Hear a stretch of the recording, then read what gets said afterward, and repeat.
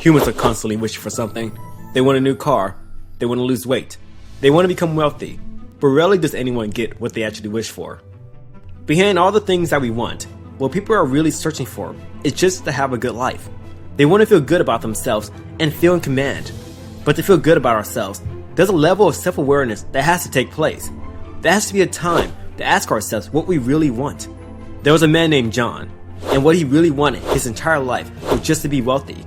So he worked day and night, constantly for years and years, in pursuit of becoming wealthy. And by the time he did become rich, he became depressed because he didn't receive the feelings that he was searching for. And that was because he assumed wealth was his ticket to happiness. So let's go over a book called The Achievement Habit by Bernard Roth, who goes over just how you can arrange your life by making it work for you.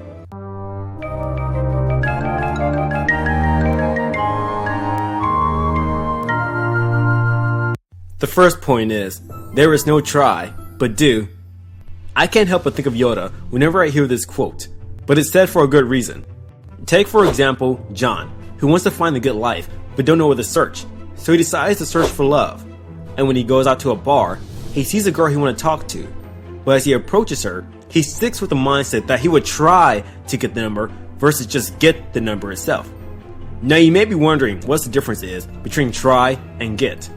Doesn't try and get basically mean the same thing after all? Not really, because when you say you're going to try to do something, you're sort of already expecting yourself to fail to some degree.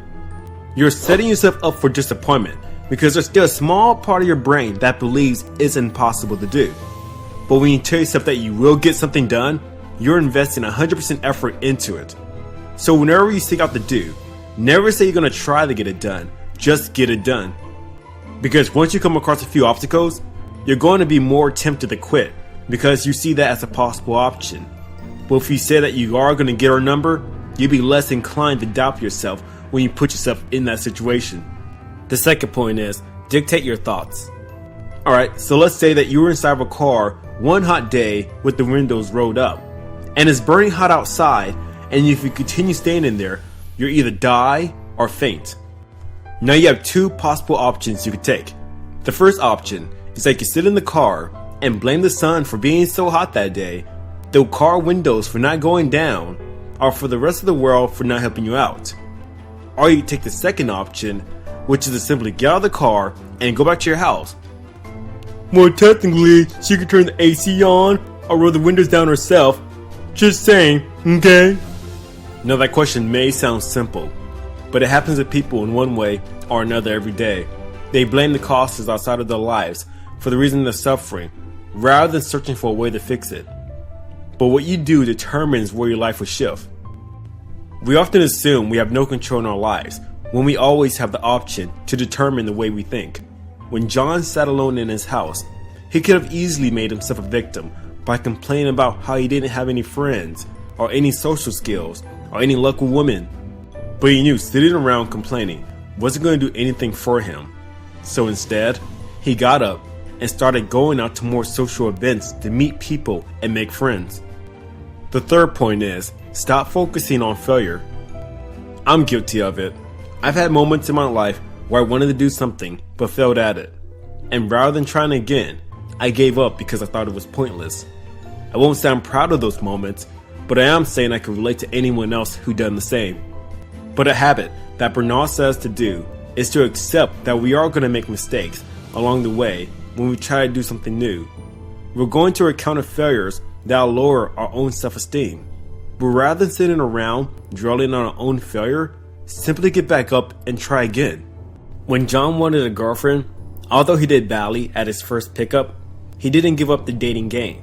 He took what he learned as a lesson and applied his knowledge upon the next woman he spoke to.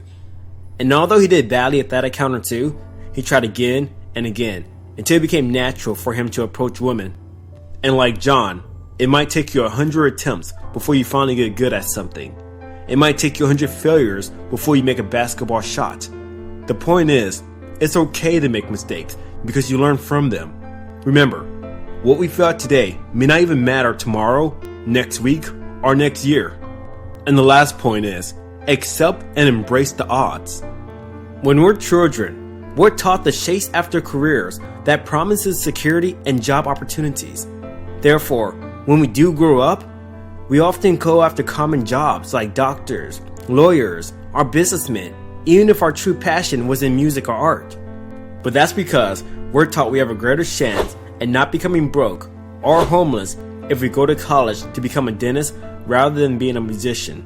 And although our parents and teachers do have a good point when they say we have better odds for being financially secure, it doesn't mean it's the only choice we have to be financially secure.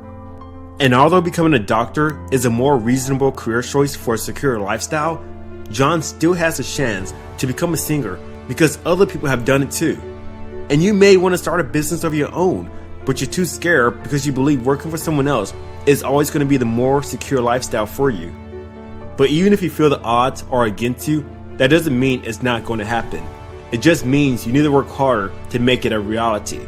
Be willing to challenge the odds. Why not put yourself out there and do what you always wanted versus giving yourself a secure lifestyle that will make you miserable as a result? Remember, achievement isn't just about making a certain income. It's about living the lifestyle you always wanted. Hey guys, I hope you enjoyed. If you have any books you'd like to recommend for the future, leave a comment and subscribe.